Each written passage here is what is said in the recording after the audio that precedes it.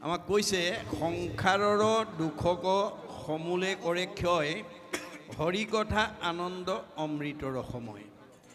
আজিৰ দৰে যদি আমি ঈশ্বৰৰ কথা দৈনন্দিন শুনিব পাৰোঁ তেতিয়াহ'লে আমাৰ এই সংসাৰৰ যিবিলাক দুখ বেদনাৰ পৰা আমি নিজক মুক্ত কৰিব পাৰিম। আটকেনে পুনৰপি হৈবে বিৰকতি পশুবিনে মই নেদেখোঁ সংসাৰত। বিৰকত পশুবিনে মই নেদেখোঁ সংসাৰত। যে এনেধৰণৰ ঈশ্বৰৰ কথাৰ প্ৰতি যাৰ আগ্ৰহ নাই, এইটো পশুৰ বাদে আনৰ ক্ষেত্ৰত প্ৰযোজ্য নহয়। কাৰণ মানুহ মাত্ৰেই ঈশ্বৰৰ কথা শুনিব লাগে।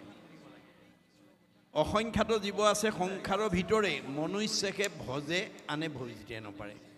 মানুহ মাত্ৰেই আমি ঈশ্বৰৰ কথা শুনাৰ প্ৰতি, কোৱাৰ প্ৰতি, গোৱাৰ প্ৰতি অনুৰাগী হ'ব লাগে। নিগদতি শুকমুনি অভিমন্য সুত বৰ্ণাইল মৈত্ৰে কৃষ্ণ কথা অদ্ভুত। তেতিয়া মানে শুকে পৰীক্ষিতক কৈছে, হে পৰীক্ষিত, মৈত্ৰেয় ঋষিয়ে বিদুৰৰ আগত এই ধৰণে অমৃতময় কথাবিলাক তেওঁ অৱগত কৰিছে। সংক্ষেপে শিশৱ কথা শুনিও বিদুৰ নভলীলা মনে আতি টিপিটি প্ৰচুৰ। যে চমুকে ক'লে বিদুৰ সন্তুষ্ট নহয়, আৰু বহলাই ক'বৰ কাৰণে তেওঁ অনুৰাগী হৈ থাকে। বাহুল্য কৰিয়া তাক শুনিবাক প্ৰতি কৰজোৰে পুচু পুনু পুচিলন্ত মহামতী। আপোনালোকে ঈশ্বৰৰ কথা শুনিবৰ কাৰণে যিমান অনুৰাগ বাঢ়িব সেয়াই হৈছে ভক্তি। স্ব পৰম অনুৰক্তি ঈশ্বৰেই ভক্তি। ঈশ্বৰৰ কথা শুনিবৰ কাৰণে মনৰ যিটো অনুৰাগ সেইটোৱে হৈছে ভক্তিৰ প্ৰতীক। এই অনুৰাগে আমাক 6টা প্ৰমোচন দিব। আমাৰ প্ৰথম স্কন্ধ ভাগৱতত এই কথা উল্লেখ কৰিছে। আগ্ৰহ, ৰতি, প্ৰীতি, ভক্তি, শান্তি, 6 নম্বৰত মুক্তি। গতিকে আমি আজিৰ দৰে ঈশ্বৰৰ কথা শুনিবলৈ অভ্যাস কৰিব লাগিব। অৰ্জুনক কৈছে, অৰ্জুন তুমি 4 মুঠি জীৱৰ ভিতৰত সৰ্বশ্ৰেষ্ঠ উপাধি লৈ আহিছা। মনক সংযম কৰিবা, ইন্দ্ৰিয়ক সংযম কৰিবা, নহ'লে আহিল কণা গ'ল কণা খাগৰি কাটিল 3 কণা। তুমি মনক যদি সংযম কৰিব নোৱাৰা, ইন্দ্ৰিয় যদি সংযম কৰিব নোৱাৰা, তোমাৰ মানৱ জন্ম ধৰাৰ কোনো সাৰ্থকতা নহ'ব। তেতিয়া অৰ্জুনে প্ৰতিবাদ কৰিছে কি বুলি? অহেন শুনি অসন্তোষ কৰন্ত অৰ্জুন ইন্দ্ৰিয়ক বশ্য কৰি বাক পাৰে কোন। কাৰ সাধ্য আছে ইন্দ্ৰিয়ক বশ্য কৰিব? নাই নাই, এইটো প্ৰস্তাৱ মোৰ গ্ৰহণযোগ্য নহয়। এতিয়া কৃষ্ণই হাঁহি পেলাই কৈছে, কৃষ্ণে বোলে সখী তুমি নকৰি বা ভয় অভ্যাসতে ইন্দ্ৰিয় বশ্য আপুনি ভয় নকৰিবা, অভ্যাস কৰা। আজি আপোনালোকে গধূলিৰ পৰা অহাৰ পৰা পথখনত বহি আছে, কোনোবাই চকী এখনত বহি আছে। অকলে ঘৰত ইমান সময় এনেকৈ কত বা চকী এখনত বহি থাকিব পাৰিলেহেঁতেনে? নোৱাৰিলেহেঁতেন। আজি কোনে বহুৱাইছে, কিয় বহিছে, এই কথা আমি উপলব্ধি কৰিব লাগিব। কিয় বহিছে? আমাৰ বেদে কৈছে যে স্ব পৰম অনুৰক্তি ঈশ্বৰেই ভক্তি। আজি ইয়াত বহি থকা সকলে ঈশ্বৰৰ কথা শুনিবৰ কাৰণে, জানিবৰ কাৰণে, বুজিবৰ কাৰণে এটা আগ্ৰহ লৈ বহি আছে। এই আগ্ৰহৰ পৰা আমাৰ জীৱলৈ 6টা প্ৰমোচন আহিব। আগ্ৰহ, ৰতি, প্ৰীতি, ভক্তি, শান্তি, 6 নম্বৰত মুক্তি। এই পৰ্যায়টোলৈ আমাৰ জীৱটো আহিবই লাগিব। এই জন্মত নহয় পিছৰ জন্ম, পিছৰ জন্ম নহয় কোটি জন্ম।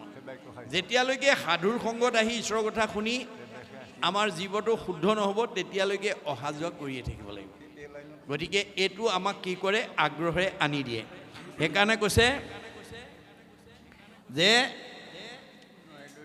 বৰ্ণাইল মৈত্ৰেয় কথা কৃষ্ণ পশুবিনে নিগদতি শুকমুনি অভিমন্য সুত বৰ্ণাইল মৈত্ৰেয় কৃষ্ণ কথা অদ্ভুত। সংক্ষেপে শিশৱ কথা শুনিয়া বিদুৰ নলভিলা মনে অতি টিপিটি প্ৰচুৰ। চমুকে ক'লে তেওঁ সন্তুষ্ট নহয়, বহলাই ক'বৰ কাৰণে আহ্বান জনাইছে। বাহুল্য কৰিয়া তাকক শুনিবেক প্ৰতি কৰজোৰে পুনু পুছিল অন্ত মহামতি। আৰু অলপ বহলাই কোৱা বুলি বিদুৰে মৈত্ৰেয়ক আহ্বান জনাইছে। বিদুৰ বদতি শুনি উপমুনি বৰ ভূমিক আসন্তে তুলি বৰাহ ঈশ্বৰ। পৃথিৱীখন প্ৰলয় জলত যেতিয়া বৰাহে আনিলে, আদি দৈত্য হিৰণ্যকক পৰিলন্ত হত, ই কথা শুনিলোঁ মই তোমাৰো মুখত। যে আদি দৈত্য হিৰণ্যাক্ষক তেওঁ এই মানে পৃথিৱী উদ্ধাৰ কৰি আনোতে বধ কৰিলে। দন্তে অগ্ৰে পৃথিৱী আনন্ত মহেশ্বৰ, দৈত্যৰাজ সমে কিয় মিলিল সমৰ।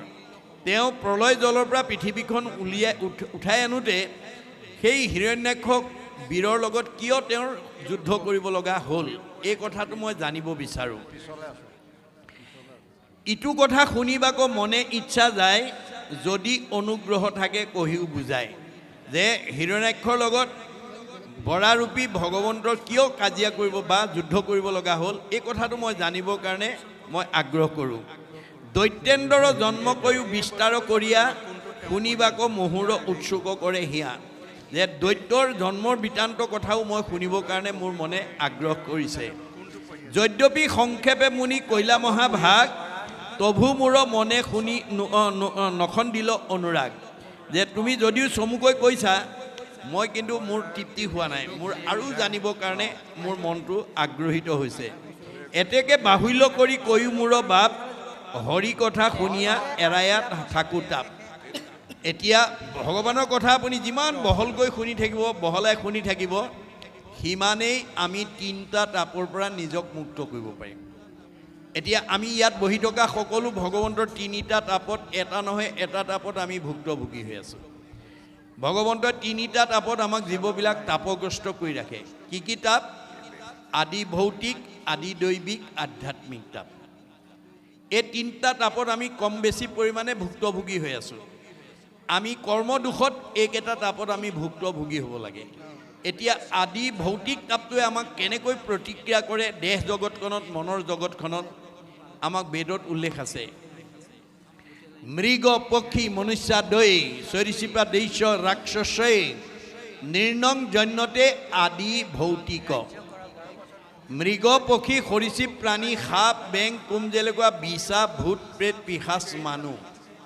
অৰ্থাৎ ভগৱন্তৰ সৃষ্টিৰ পঞ্চভৌতিক প্ৰাণীৰ দ্বাৰা আমাৰ এই পঞ্চভৌতিক দেহলৈ যিবোৰ দুখ নামি আহে, সেইবিলাকক কৈছে আদি ভৌতিক তাপ।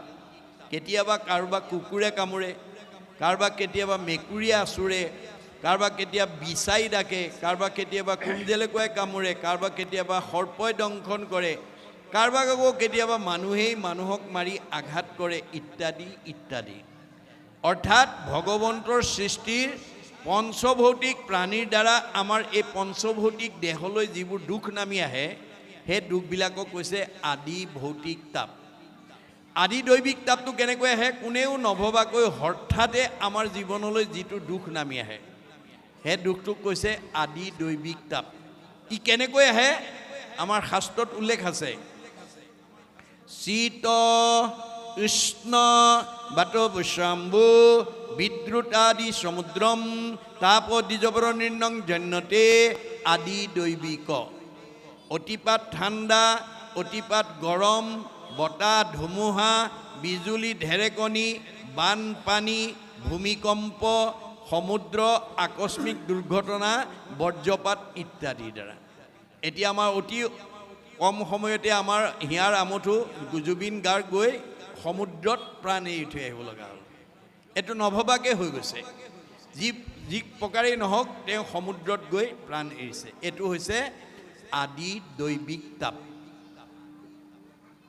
আধ্যাত্মিক তাপক দুটা ভাগত বিভক্ত কৰি দেখুৱাইছে, শাৰীৰিক আৰু মানসিক।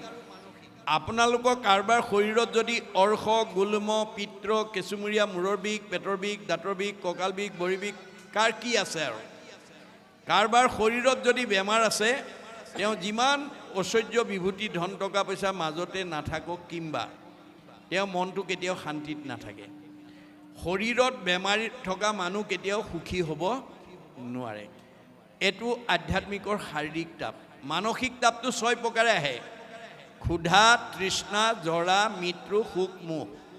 ভোকত এমুঠি খাব নাপালে শৰীৰে কষ্ট পাব, পিয়াহত এগিলাচ পানী খাব নাপালে কষ্ট পাব। জৰা এটা দিনত কিচকিচিয়া চলি এমাইললৈকে দেখে, ৰিং মাইলে শুনে, কমনীয় দেহা টান টান বস্তু চুবাই যাওঁ বুলিলে যায়, খাওঁ বুলিলে খায়।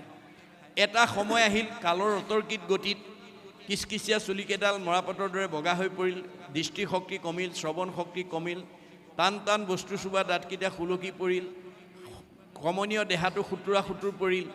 যাওঁ বুলিলে যাওঁ, খাওঁ বুলিলে খাওঁ বোলা দেহাটোৰ মুখৰ আগত কোনোবাই এমুঠি নিদিলে খাবলৈ নোপোৱা হ'ল। এই পূৰ্বৰ স্মৃতি ৰোমন্থন কৰি আমাৰ মনলৈ যিবোৰ দুখ আহিব, এইবিলাক কৈছে আধ্যাত্মিকৰ মানসিক তাপ। কেতিয়াবা আপোনজন মৰিলে দুখ লাগে, কেতিয়াবা মনে ভাল পোৱা বস্তু হৰণ ভগন হ'লে দুখ লাগে, আৰু মৃত্যুৰ প্ৰতি আমি সকলো ত্ৰস্তমান হৈ থাকোঁ। এই তিনিটা তাপে আমাক প্ৰত্যেকতে তাপগ্ৰস্ত হৈ থাকে। কিন্তু যদি আমি কৃষ্ণৰ কথা দৈনন্দিন শুনিব পাৰোঁ, ক'ব পাৰোঁ, মূৰ শুনিৰ মল কথা কহন্ত শুনন্ত, মুঠ বিনে চিত্ত আন দেৱত নেদন্ত, পৰম আনন্দ আহি মনত মিলয়, তেবে তাকো আৰু তিনি তাপে নচয়। আমি যদি আজিৰ দৰে প্ৰত্যেক দিনে এক ক্ষণ, বেছি নহয় 4 মিনিট সময়, আমি 24 ঘণ্টাৰ ভিতৰত বেদৰ মতে 4 মিনিট সময় আমি ঈশ্বৰৰ কথা শুনা, কোৱা আৰু গোৱাৰ কাৰণে আমি দিব লাগে। এতিয়া আমাৰ এই কথা নজনাৰ কাৰণে আমাৰ বহুত মানুহৰ 4 মিনিট সময়ো ঈশ্বৰৰ কথা শুনিবলৈ, ক'বলৈ, গাবলৈ সময় নাই। অৰ্জুনক কৈছে, আৰু হেৰা শুনা তুমি একবিনে নহ দুই, অবিদ্যা মায়াত ভিন্ন দেখি। অৰ্জুন, তুমিয়ে মই একেটাই। মায়াত থকাৰ কাৰণে মানুহে আমাক দুটা দুটা বুলি ভাবে। মূৰ অংশ জীৱ তুমি, মই আত্মা অন্তৰ্যামী, এহি হেতু তুমি মই সখী। তুমি মোৰ অংশ জীৱ অৰ্জুন, সেইকাৰণে তুমি মোৰ সখী। তে অৰ্জুনৰ লগত যদি সখী, আমাৰ লগত সখী হয়নে নহয়? আমি তেওঁৰে অংশ জীৱ হয়নে নহয়? হয়। সেইকাৰণে অৰ্জুনক বেছ কৰি আমাক কৈ আছে, সাৰথীৰ কহোঁ ভেদ, লোৱাতাৰ পৰিছেদ, আনে নজানয় মহামতী। যিগোটা যে মহাৰথী, ৰথেশ্বৰী কৰাগতি, ৰথ কোনো চলাৱে সাৰথী। তুমি যিখন ৰথত উঠি মহাৰথী হিচাপে যুদ্ধত অৱতীৰ্ণ হৈছা, কৰ্মত অগ্ৰগতি হৈছা, সেই ৰথখন কিন্তু মই পৰিচালনা কৰি আছোঁ, সৰ্বতো সময়তে মনত ৰাখিবা। অৰ্জুনক সতৰ্ক কৰি দিছে। অৰ্জুনৰ ৰথখন যদি ভগৱানে পৰিচালনা কৰিছে, আমাৰ ৰথখন কোনে পৰিচালনা কৰিছে? আমাৰ ৰথখনৰ নাম কি? দেহ ৰথ, ঘোঁৰা মন, ইন্দ্ৰী প্ৰাণ সেনাগণ, বিষয় অৰণ্য ভৈলতাৰ। এতিয়া আমাৰ বহুত মানুহ যিজন আমাৰ হৃদয়ত থকাৰ কাৰণে আমি চকুৰে দেখিছোঁ, কাণেৰে শুনিছোঁ, মুখেৰে খাইছোঁ, হাতেৰে কৰিছোঁ, ভৰিৰে গৈছোঁ, অৰ্থাৎ আমি জীয়া মানুহ হৈ আছোঁ। সেইজনৰ কথা শুনিবলৈ, সেইজনৰ কথা ভাবিবলৈ, সেইজনৰ কৰ্ম কৰিবলৈ, সেইজনৰ ঠাইলৈ যাবলৈকে আমাৰ আজি বহুতৰ সময় নাই।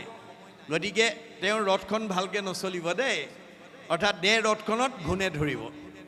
অৰ্শ গুল্ম পিত্ৰ কেঁচুমীয়া, মূৰৰ বিষ, পেটৰ বিষ, দাঁতৰ বিষ, কঁকাল বিষ, কাৰ কি আছে আৰু? আপোনাৰ শৰীৰত যদি কিবা বেমাৰে আক্ৰমণ কৰিছে, তাৰ বাবে মনক দায়ী কৰিছে ভাগৱতে। মনে পাপ কৰে যায় লাগয় জীৱত, সিকাৰণে জীৱে দুখ ভুঞ্জে সংসাৰত। আজি এই কথাটো নজনাৰ কাৰণে আমাৰ উঠি অহা বহুত প্ৰজন্মই নাখাবলগীয়া খাইছে, নকৰিবলগীয়া কাম কৰিছে, নাযাবলগীয়া ঠাইলৈকে গৈছে, যাৰ কাৰণে ভগৱন্তই দিয়া 100 বছৰ ভোগ কৰিবলৈ নোপোৱাকৈ আমাৰ মাজৰ পৰা বিদায় লৈছে। আমাক ভগৱানে চবকে 100 বছৰ দি পঠিয়াইছে। মনুষ্যৰ আয়ুসত বৰিষ সংখ্যাত, মানুহ মাত্ৰেই চবকে 100 বছৰ দিছে। তৎসত্বেও আমাৰ বহুতে আমাৰ মাজৰ পৰা 100 বছৰ ভোগ কৰিবলৈ নোপোৱাকৈ বিদায় লৈছে। কিয়?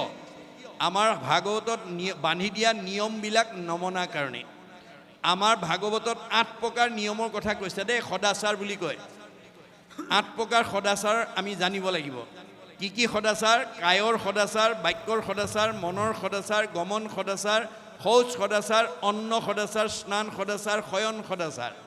এই 8 প্ৰকাৰ সদাচাৰ যদি আপুনি নিজেও মানে, ল'ৰা ছোৱালীক, ঘৰৰ পৰিয়ালক যদি মনাব পাৰে, আপোনালোকৰ ঘৰখনত বেমাৰ আজাৰ নহয়, আৰু 100 বছৰৰ আগতে কোনো বিদায় ল'ব লগা নহয়।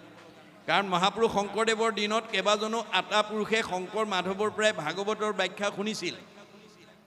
কিন্তু তেওঁলোকৰ এটা চাৰিত্ৰিক বৈশিষ্ট্য আছিল, গুৰুতকৈ শিষ্য সিয়ান, খুচৰি খুচৰি লয় জ্ঞান। নজনা কথাবিলাক চব শিকি লৈছিল। শিকাওঁতা মাধৱদেৱ 107 বছৰ জীয়াই থাকিল, শিকাওঁতা শংকৰদেৱ 120 বছৰ জীয়াই থাকিল। তেওঁলোকৰ পৰা শিক্ষা লোৱা বদলা এটা 130 বছৰ, ৰাম আটা 140 বছৰ, মথুৰা দাস আটাই 151 বছৰলৈ আয়ুস বঢ়ালে। ভগৱানে দিয়া বয়স 100 বছৰহে আছিলে। এই ওপৰঞ্চি বয়সবিলাক কাৰ পৰা পালে? যিবিলাকে নীতি নিয়ম নামানে, সদাচাৰ নামানে, অনাচাৰ ব্যভিচাৰ কৰিব, তেওঁলোকৰ পৰা আয়ুস কাটি নি মনাবিলাকক যোগ দিব। আপোনালোকৰ এইখন গাঁৱত, শালমৰীয়া গাঁৱত আটাইতকৈ বেছি বয়স পোৱা মতা মানুহ কোন আছে আৰু আটাইতকৈ বেছি বয়স পোৱা মাইকী মানুহ কোন আছে? আপোনালোকে এবাৰ চালেই এই তথ্যটো পাব। সেইজন মতা মানুহেই গাঁওখনৰ ভিতৰত বেছি আয়ুস আছে, যিজনে নীতি সদাচাৰ মানি চলে আৰু ঈশ্বৰৰ ভক্তি আছে। মাইকী মানুহ সেইজনীৰে আয়ুস বাঢ়িব যিগৰাকী মাইকী মানুহ নীতি সদাচাৰী আৰু ঈশ্বৰৰ ভক্তি থাকিব। তেওঁ আনতকৈ আয়ুস বঢ়াব পাৰিব। মনত ৰাখিব কথাটো। গতিকে এই 8 প্ৰকাৰ সদাচাৰ, প্ৰথম কায়ৰ সদাচাৰ। এই কায়টো আমি পৰ উপকাৰ কামত লগাব লাগে। মই আজি আৰম্ভণিতে আপোনালোকক কৈছোঁ যে যদিও এইটো 4 দিনীয়া ভাগৱত পাঠ ব্যাখ্যা নহয়, এইটো যজ্ঞ, এইটো কলিৰ যজ্ঞ, নাম যজ্ঞ, ভাগৱত যজ্ঞ, ভক্তি যজ্ঞ। এই যজ্ঞটো পূৰ্ণাংগ কৰিবৰ কাৰণে আমি যদি এই শৰীৰটো অকণমান প্ৰয়োগ কৰিব পাৰোঁ, তেতিয়াহ'লে পৰোপকাৰায় ইদম শৰীৰম। অনুষ্ঠান মানে মই বুলি কৈছে। এই অনুষ্ঠানটো সৰ্বাংগ সুন্দৰ কৰিবৰ কাৰণে যদি আপুনি অকণমান কায়েৰ সহযোগিতা আগবঢ়ায়, তেতিয়া পুণ্য হ'ব। পৰোপকাৰায় ইদম শৰীৰম। কায়ৰ সদাচাৰ, বাক্যৰ সদাচাৰ, সত্যপ্ৰিয় হিত, মনৰ সদাচাৰ, দয়া প্ৰেম কৰোণা, গমন সদাচাৰ। আমাৰ ভৰিকেইটা ভগৱানে যাব দিছে, যাব দিলে বুলিয়ে অগম্যা গমন কৰিলে নহ'ব। আমি কলৈ যাব নালাগিব, আমাৰ নিয়ম বান্ধি থৈছে। কোনো সংঘ অনাসংঘ বামুণীয়া কীৰ্তনীয়া সত্ৰ সমাজৰ কাৰণে নহয়। শংকৰদেৱৰ ধৰ্ম আদৰ্শটো বিশ্ব মানৱৰ কাৰণে। শংকৰদেৱে ভাগৱতৰ মাজেদি বিশ্ববাসীক আহ্বান জনাইছে। কি বুলি কৈছে? উবা নৰলোক হৰি ভজিউক ধৰা ইটো উপদেশ, এৰা আলজাল জীৱা কতকাল জৰা ভৈল পৰৱেশ। এইটো উবা অসমৰ মানুহ, ভাৰতৰ মানুহ, সংঘৰ অনাসংঘৰ বুলি শংকৰদেৱ যদিও অসম মাটিৰ বুকুত আৱিৰ্ভাৱ হৈছিল, অসমৰ বা ভাৰতৰ মানুহক বা সংঘ অনাসংঘক কোৱা নাছিল, বিশ্বৰ মানৱক উদ্দেশ্যি কৈছিল। যাৰ কাৰণে মহাত্মা গান্ধীয়ে তেওঁৰ আহ্বানৰ প্ৰতি সঁহাৰি জনাই এটা মন্তব্য দি থৈ গৈছে। কি বুলি? What Shankardev was alone able to do, nowadays the whole army of the English knowing people cannot do. বিশ্বত এতিয়ালৈকে যিমানবিলাক গুৰু আৱিৰ্ভাৱ হ'ল, শংকৰদেৱে বিশ্ব মানৱৰ কাৰণে যিমান অমূল্য অৱদান দি থৈ গ'ল, পৃথিৱীত কোনো গুৰুৱে সিমান অৱদান দিব পৰা নাই। আৰু শংকৰদেৱ অসম মাতৃৰ বুকুত আৱিৰ্ভাৱ হোৱাৰ কাৰণে অসমবাসীক ভূয়সী প্ৰশংসা কৰি থৈ গৈছে মহাত্মা গান্ধীয়ে। কি বুলি কৈছে? Assam is indeed fortunate for Sankardev has 5 centuries back given to Assamese people an ideal which is also my ideal of Ram Rajya. মই যিখন ৰাম ৰাজ্য অসমত প্ৰতিষ্ঠা কৰাৰ মানস কৰি আহিছিলোঁ, শংকৰদেৱে 500 বছৰ পূৰ্বতে সেই ৰাম ৰাজ্য অসমত প্ৰতিষ্ঠা কৰি থৈ গৈছে। অসমবাসী সঁচাকৈয়ে ভাগ্যৱান। কিন্তু আজি আমি অসমৰ মানুহে গুৰুজনাৰ এই দৰ্শন আজিৰ দৰে শৃংখলাবদ্ধভাৱে পুংখানুপুংখভাৱে আলোচনা নকৰাৰ কাৰণে আমাৰ মাজতে বিভাজন হৈ আছে। একেখন গাঁৱতে 2-3টা খেল বা 2-3খন সমাজে আমি বসবাস কৰিব লগা আছে। এইটো আমাৰ কাৰণে দুৰ্ভাগ্য। শংকৰদেৱে কিন্তু আমাক এটা জাতি বৰ্ণ বৈষম্যহীন এখন সমাজ প্ৰতিষ্ঠা কৰি এই আদৰ্শৰে আমাক অনুপ্ৰাণিত হ'বৰ কাৰণে আহ্বান জনাইছিল। আপোনালোকে সকলোৱে জানে যে প্ৰাক শংকৰী যুগক অন্ধকাৰ যুগ বুলি কোৱা হৈছিল। শংকৰদেৱ আৱিৰ্ভাৱ হোৱাৰ আগত আমাৰ অসমখন অন্ধকাৰ যুগ বুলি কোৱা হৈছিল। আৰু সেই সময়ত অসমৰ মানুহে ধৰ্মৰ নামত মানুহ বলি দিবলৈ কুণ্ঠাবোধ কৰা নাছিল। তেনে এটা সন্ধিক্ষণতে শংকৰদেৱ আৱিৰ্ভাৱ হৈ অসমৰ চাৰিওফালে ঘূৰি চাই দেখিলে যে অসমত বিভিন্ন জাতি জনগোষ্ঠীৰ মানুহে বসবাস কৰি আছে আৰু এই সকলোবিলাক ঈশ্বৰৰ অমৃতৰ সন্তান। এই আধ্যাত্মিক জ্ঞানটো মই যদি অসমবাসীক দি থৈ যাব নোৱাৰোঁ, ভৱিষ্যতে এওঁলোকে কেতিয়াও একতাৰ দোলেৰে বান্ধ খাব নোৱাৰিব, সমন্বয়ৰ সেতু বান্ধিব নোৱাৰিব। গতিকে তেওঁ সেইকাৰণে সমস্তৰে মাজত এই আধ্যাত্মিক কথাত আত্মসম্পৰ্কীয় জ্ঞানটো দিবৰ কাৰণে, অসমখনক অন্ধকাৰ বা পোহৰলৈ আনিবৰ কাৰণে প্ৰথম সমাজ সংস্কাৰ পথটোকে তেওঁ হাতত তুলি লৈছিল। দাৰ্শনিক পণ্ডিতে কৈছে কাষ্ট মানে socialism can't come until the caste system is ended. Caste system is the moral enemy of socialism. এখন সমাজ গঠন কৰিবলৈ হ'লে জাতিভেদ প্ৰথা থাকিব নালাগিব। জাতিভেদ প্ৰথা সমাজ সংগঠনৰ এটা অন্তৰায়। গতিকে এই কথা শংকৰদেৱে বুজি পেলাই আমাৰ প্ৰথম জাতিভেদ প্ৰথাটো বিনাশ কৰিবৰ কাৰণে সকলো জাতি জনগোষ্ঠীৰ পৰা তেওঁ ভকতক সংস্কাৰ কৰি লৈ আহিলে। কেনেকৈ আনিলে? ভগৱানৰ হাজাৰটা নামৰ পৰা এটা এটা নাম দি লৈ আহিলে। আৰু দ্বিতীয় স্কন্ধৰ ভাগৱতত সেই কথাটো উল্লেখ আছে। কিৰাতক চাৰি খাচী গাৰু মিৰি যবন কংক গোৱাল ধুবাজে তোৰুক অসম লোক কুবাচ মেল চাণ্ডাল আনু সব পাপী কৃষ্ণ সেৱ কৰ সংগত পবিত্ৰ হয় হৰিত একান্তে ভকতি কৰিয়া বৈকুণ্ঠে সুখে চলয়। আজি এই 4 দিনীয়া কাৰ্যসূচী ভাগৱত পাঠলৈ ইয়াত অঞ্চলৰ সকলো জাতি জনগোষ্ঠীৰ মানুহে আহি অংশগ্ৰহণ কৰিব পাৰে, তাত কোনো বাধা নাই। সকলোৱে ঈশ্বৰৰ কথা শুনি বৈকুণ্ঠলৈ পথ প্ৰশস্ত কৰিব পাৰে, তাত কোনো বাধা নাই। সেইকাৰণে সকলো জাতি জনগোষ্ঠীৰ পৰা ভকতক সংস্কাৰ কৰি আনিছিল। কেনেকৈ? ভগৱন্তৰ হাজাৰটা নামৰ পৰা এটা এটা নাম দিয়ে সংস্কাৰ কৰি আনি সমাজক পৰিচয় কৰাই দিছিল। কি বুলি? হেৰা সমাজৰ লোকসকল, এয়া তোমালোকৰ মাজলৈকে মই আজি গাৰুৰ ভকত আনিছোঁ দেই। তোমালোকে এওঁক আজিৰ পৰা গাৰু বুলি ঘৃণা নকৰিবা, এওঁ ঈশ্বৰৰ অমৃতৰ সন্তান। এওঁক আজিৰ পৰা তোমালোকে গোবিন্দ আঁতৰি বুলিবা। এয়া মই নগাৰ ভকত আনিছোঁ, এওঁক আজিৰ পৰা তোমালোকে নৰোত্তম আঁতৰি বুলিবা। এয়া মই যৱনৰ ভকত আনিছোঁ, এওঁক আজিৰ পৰা জয় হৰি আঁতৰি বুলিবা। এয়া মই কাৰ্বিৰ ভকত আনিছোঁ, এওঁক তোমালোকে আজিৰ পৰা ভোলাই আঁতৰি বুলিবা। এয়া মই জয়ন্তীয়াৰ ভকত আনিছোঁ, এওঁক আজিৰ পৰা তোমালোকে মাধৱ আঁতৰি বুলিবা। এয়া মই হীৰাৰ ভকত আনিছোঁ, এওঁক আজিৰ পৰা তোমালোকে মথুৰা দাস আঁতৰি বুলিবা। এয়া মই আহোমৰ ভকত আনিছোঁ, এওঁক আজিৰ পৰা তোমালোকে নৰহৰি আঁতৰি বুলিবা। এয়া মই কছাৰীৰ ভকত আনিছোঁ, এওঁক আজিৰ পৰা তোমালোকে বলাই ৰমাই বুলিবা। এয়া মই মিচিঙৰ ভকত আনিছোঁ, এওঁক আজিৰ পৰা তোমালোকে পৰমানন্দ আঁতৰি বুলিবা। এয়া মই দেউৰীৰ ভকত আনিছোঁ, এওঁক আজিৰ পৰা তোমালোকে বৈকুণ্ঠ আঁতৰি বুলিবা। এয়া মই কৈৱৰ্তৰ ভকত আনিছোঁ, এওঁক আজিৰ পৰা তোমালোকে পূৰ্ণানন্দ আঁতৰি বুলিবা। এয়া মই বনিয়াৰ ভকত আনিছোঁ, এওঁক আজিৰ পৰা তোমালোকে হৰিদাস আঁতৰি বুলিবা। এয়া মই কোঁচৰ ভকত আনিছোঁ, এওঁক আজিৰ পৰা তোমালোকে মুৰাৰী আঁতৰি বুলিবা। এয়া মই কলিতাৰ ভকত আনিছোঁ, এওঁক আজিৰ পৰা তোমালোকে গোপাল আঁতৰি বুলিবা। এয়া মই ভুটীয়াৰ ভকত আনিছোঁ, এওঁক আজিৰ পৰা তোমালোকে দামোদৰ আঁতৰি বুলিবা। এয়া মই নাপিতৰ ভকত আনিছোঁ, এওঁক আজিৰ পৰা তোমালোকে নাৰায়ণ ঠাকুৰ আতা বুলিবা। এয়া মই তিৱাৰ ভকত আনিছোঁ, এওঁক আজিৰ পৰা তোমালোকে সুদাম আঁতৰি বুলিবা। এয়া মই কায়স্থৰ ভকত আনিছোঁ, এওঁক আজিৰ পৰা তোমালোকে সতাই আঁতৰি বুলিবা।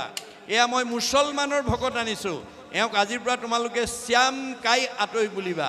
তাৰ পৰা অপ্ৰভংশ হৈ চান্দ খাই হৈছে। এয়া মই ব্ৰাহ্মণৰ ভকত আনিছোঁ, এওঁক আজিৰ পৰা তোমালোকে অনন্ত কণ্ডলী সাৰ্বভৌম ভট্টাচাৰ্য বুলিবা। এইধৰণে সকলো জাতি জনগোষ্ঠীৰ পৰা ভকতক সংস্কাৰ কৰি আনি বৰ্ণ বৈষম্য এখন সমাজ প্ৰতিষ্ঠা কৰি ঘোষণা দি থৈ গৈছিল। কি বুলি? অহৰিক ভজয় যিটো তাকে বোলে জাতি কৃষ্ণত বিমুখ যিটো সেহিহে অজাতি।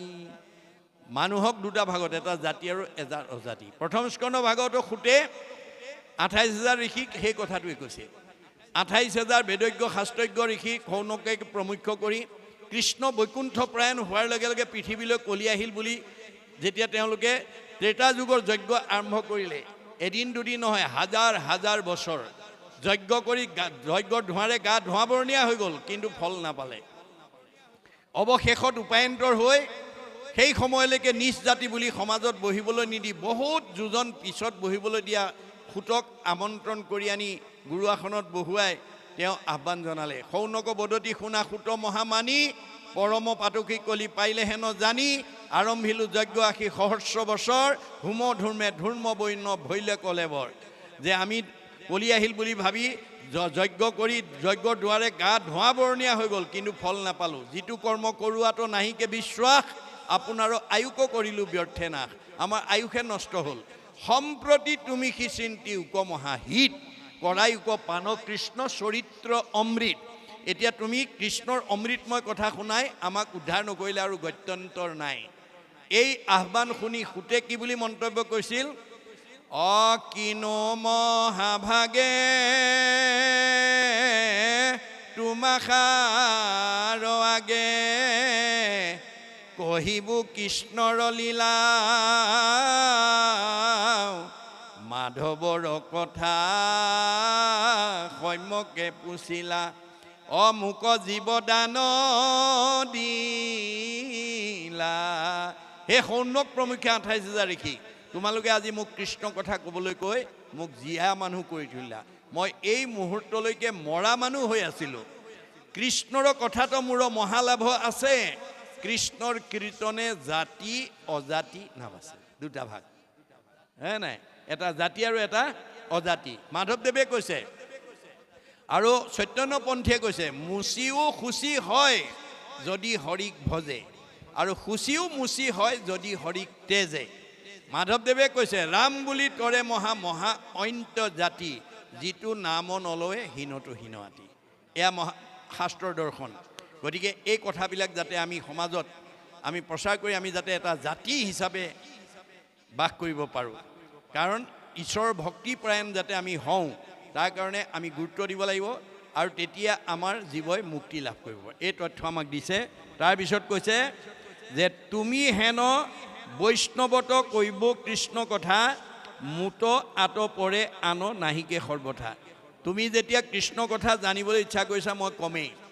আপোনালোকে মনত ৰাখিব এজনেই পৃথিৱীত গুৰু আৱিৰ্ভাৱ হৈছে যিজনে সাম্যবাদ প্ৰতিষ্ঠা কৰিছে।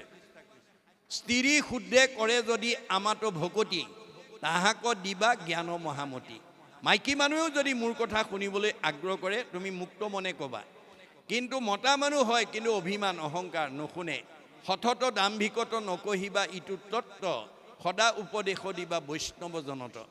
গুৰুজনৰ আদৰ্শমতে দেহৰহে মতা মাইকী আছে, আত্মাৰ নাই।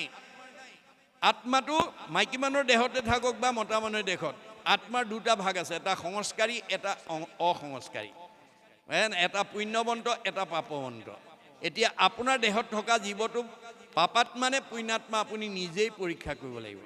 দ্বাদশ স্কন্ধ ভাগৱতত মাত্ৰ পদ্ধতিটো দিছে কি বুলি, অজিন পাতকী আত নাপাতিব কাণ পাপীৰ পুণ্যৰ দেখা প্ৰত্যক্ষ প্ৰমাণ। আপোনাৰ আত্মাটো পুণ্যাত্মা নে পাপ আত্মা আপুনি নিজেই প্ৰমাণ কৰক। যদি ঈশ্বৰৰ কথা শুনি ভাল লাগিছে আগ্ৰহ বাঢ়ি গৈছে আপুনি পুণ্যাত্মা। যদি কৃষ্ণ কথা শুনি আমনি পাইছে অশান্তি পাইছে পাপ আত্মা। বছ সিমানেই আৰু, বেছি জানিব নালাগে দেই। দুটা ভাগত বিভক্ত কৰি দেখুৱাইছে। গতিকে এতিয়া কৈছে তুমি হেন বৈষ্ণৱত কৈব কৃষ্ণ কথা মূৰ আত পৰে আন নাহিকে। তোমাৰ নিচিনা বৈষ্ণৱক মই কৃষ্ণ কথা কোৱাটো মোৰ দায়িত্ব। মনুষ্যৰ মৃত্যু পাশ ছেদে হৰি যশে দেখাও আত পূৰ্ব সাক্ষী শুনিও সুৰসে। যে ভগৱন্তৰ মৃত্যুৰ পাশৰ পৰাও ভক্তিয়ে আমাক উদ্ধাৰ কৰিব পাৰে। উত্তান পাদৰ পুত্ৰ ধ্ৰুৱ মহাশয়। উত্তান পাদৰ পুতেকৰ নাম ধ্ৰুৱ। সুৰুচি মাতৃয়ে বোলে ভেদিলা হৃদয়। মাহীমাক সুৰুচিয়ে তেওঁ অন্তৰত আঘাত পোৱাকৈ কথা ক'লে। বালক কালত পিতৃ মাতৃ পৰি হৰি বনক চলিলা মনে মহা ক্ৰোধ কৰি। মাহীমাকৰ কথাত আঘাত পাই মাক বাপেকক এৰি তেওঁ বনলৈ গুচি গৈছিল। পাছে পথে দয়ালু নাৰদে লাগ পাই গোবিন্দৰ কথা ছয় কহিলা বুজাই। নাৰদে লগ পাই তেওঁক ঈশ্বৰৰ কথা ক'লে। সেই কথা ধৰিয়া অল্পতে মহামানী সাক্ষাতে পাইলন্ত লাগ প্ৰভু চক্ৰপাণী। যে নাৰদৰ সান্নিধ্যত তেওঁ ভক্তি জ্ঞান পাই ঈশ্বৰক সাক্ষাৎ হ'বলৈ সক্ষম হ'ল। আজিও আমি এনেকৈ সাধুৰ সংগ পালে মানে আমাৰ জীৱ সংস্কাৰ হ'ব। দৈৱবশে যদি সাধুৰ সংগ পায় নিশ্চে জানা তাহাৰ স্বভাৱ দূৰ হয়। আপোনালোকে নিজৰ পৰিয়ালত আপোনালোকে জানিব কোন বেয়া কোন ভাল, কিন্তু আপুনি বেয়াটো জানি পেলাই সিমানতে সীমাবদ্ধ কৰিলে নহ'ব, তাক ভাল কৰিব পৰাটো আমাৰ শাস্ত্ৰৰ মত। আমি বেয়া শাহুগৰাকীও ভাল হৈ যাব, বেয়া বোৱাৰীজনীও ভাল হ'ব যদি আমি সাধুৰ সংগ দিব পাৰোঁ। গতিকে এনেকুৱা ধৰণৰ পৰিৱেশ আনি আপোনালোকে ঘৰত আনি শুনাব লাগিব। শুনিলে মানে কথা শুনিলেহে গুচে মনৰ সংশয়। কৃষ্ণৰ সেৱাত ৰতি তেবে সেৱাৰ হয়, তেতিয়া আমাৰ অনুৰাগটো বাঢ়ি যাব। আমাৰ বেয়া জীৱটো ভাল কৰাটো আচল দায়িত্ব, তেতিয়া আপোনাৰ পুণ্য হ'ব। গতিকে আপুনি সদায় বেয়াটোক কেনেকৈ ভাল কৰিব পাৰোঁ তাৰ প্ৰতি আপুনি গুৰুত্ব দিব লাগিব আৰু সেই পৰিৱৰ্তনটো কোনে আনিব আজিৰ দৰে পৰিৱেশে দৈব্যবশে যদি সাধুৰ সংগ পায় সেইকাৰণে আমাৰ প্ৰত্যেকখন ঘৰতে ভকতৰ পদধূলি পৰিব লাগে পাৰিলেতো সদায় নোৱাৰিলে সপ্তাহত নোৱাৰিলে মাহেকত পষেকত নোৱাৰিলে মাহেকত নোৱাৰিলে 3 মাহত নোৱাৰিলে 6 মাহত নোৱাৰিলে বছৰেকত এবাৰ হ'লেও আপুনি ভকতৰ পদধূলি পেলাবই লাগিব আপোনাৰ যিখন ঘৰত বছৰত এবাৰো পদধূলি নপৰে সেইখন সাপৰ গাত বুলি কৈছে পৃথু প্ৰভুৱে কৈছে যাহাৰ গৃহত নহি উপগত একান্ত হৰি ভকত তাৰ গৃহ ছয় সৰ্পৰ আলয় মহন্তৰ ইটো মত যিখন ঘৰত ভকতৰ পদধূলি নপৰে সি ধনে ধানে টকাই পইচাই গাড়ীয়ে মটৰে পকা ঘৰ দৰে নদন বদন হৈ থাকক সুমংগলেই অমংগল জানা কৃষ্ণ বিনে অমংগলেই সুমংগল কৃষ্ণৰ কীৰ্তনে আপোনাৰ পাৰ্থিৱ ধন টকা পইচা গাড়ী মটৰে আপোনাৰ শৰীৰটো সুস্থ কৰি ৰাখিব নোৱাৰে মনটো আনন্দত ৰাখিব নোৱাৰে পৰিয়ালত মিলা প্ৰীতিয়ে ৰাখিব নোৱাৰে বহুত ধন ধান থকা পৰিয়ালতো স্বামী স্ত্ৰীৰ মনোমালিন্য শাহু বোৱাৰীৰ মাজত মলিন্য ককাই ভাইৰ মাজত মনোমালিন্য কাৰোবাৰ হয়তো ৰোগ ব্যাধিত ভুগি আছে গতিকে আমি কি বুজিব লাগিব যে পাৰ্থিৱ ধন টকা পইচাই আমাক শৰীৰটো সুস্থ কৰি ৰাখিব নোৱাৰে মনটো সুস্থ কৰি ৰাখিব নোৱাৰে পৰিয়ালটোক আনন্দ দিব নোৱাৰে গতিকে এইবিলাকক আমি গুৰুত্ব দিব নালাগে আন যত হবে মিছা ভক্তিৰ অভাৱে গতিকে আমি ভক্তিৰ পৰিৱেশটো এনেকৈ সামূহিক নামঘৰত ব্যক্তিগত গৃহত আমি যাতে প্ৰৱৰ্তন কৰিব পাৰোঁ তাৰ প্ৰতি আপোনালোকে গুৰুত্ব দিব লাগিব ভকতৰ পদধূলি নপৰা ঘৰখন কেতিয়াও সুখৰ ঘৰ হ'ব নোৱাৰে শান্তিৰ ঘৰ হ'ব নোৱাৰে তাত অশান্তি থাকিবই তাত অমংগল থাকিবই এই কথা ভাগৱতে কৈ দিছে গতিকে আমি সাধুৰ সান্নিধ্যই আমাৰ জীৱনলৈ আমূল পৰিৱৰ্তন লৈ আহে